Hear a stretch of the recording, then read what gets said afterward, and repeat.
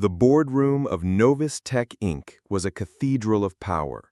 Glass walls, chrome finishes, and a long mahogany table surrounded by the sharpest minds in the industry. On this particular morning, tension simmered just below the surface.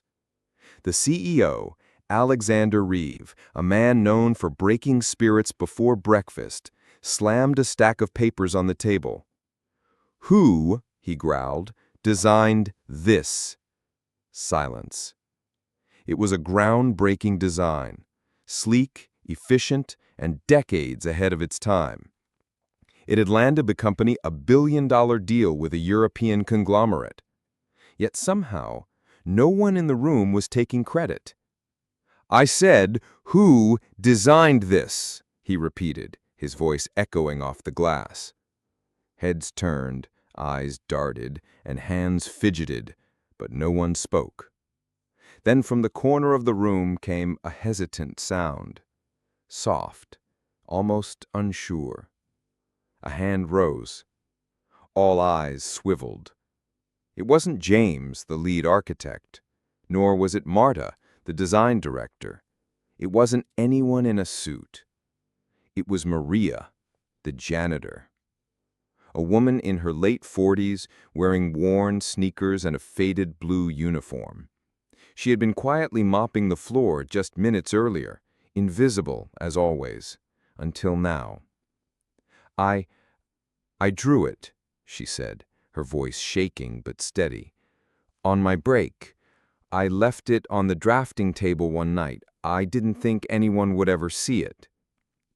The silence deepened into stunned disbelief. James cleared his throat awkwardly, pale and exposed. He had taken the drawing weeks ago and submitted it under his own name. Never imagined she would speak up. Alexander Reeve stared at her, unblinking, unreadable. "You?" he said slowly. "You're saying you are the mind behind the vector grid prototype?" Maria nodded. Alexander turned to James, whose silence betrayed his guilt. "Leave the room," the CEO barked. James bolted like a scolded child. Then he turned back to Maria. "Sit." She hesitated. "Sir, I said, sit." She sat at the head of the table, awkward, confused, clutching her mop handle like a shield. "Tell me everything." And so she did.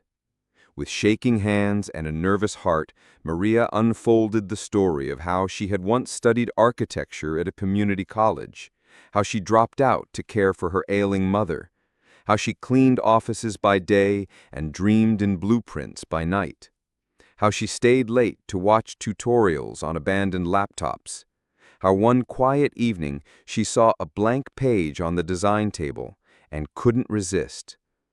The room, once cold and clinical, began to warm. She spoke of angles, airflow, ergonomics, and energy conservation with a depth no one expected, not even Alexander. Her words weren't rehearsed, they were lived. She didn't quote books, she described visions. By the end, some executives were tearing up. Others shifted uncomfortably in their chairs, wondering how many other talents they had overlooked. But Reeve? He simply stared at her like he was trying to solve a puzzle. And then he smiled. It wasn't a kind smile. It was the smile of a man who had just discovered a rare diamond in a pile of gravel. "You just saved this company 10 years of innovation. From now on, you don't clean this building. You help design it." Maria's eyes widened. "Sir, I've never worked in a real design firm. I don't have credentials, just notebooks. I don't even have a degree." "I don't care about your degrees. I care about what's in here," he said, pointing to her head. Then, tapping his chest, he added, "And here." Maria didn't cry, not then. She just looked down at her mop, the very thing that had kept her hidden, and then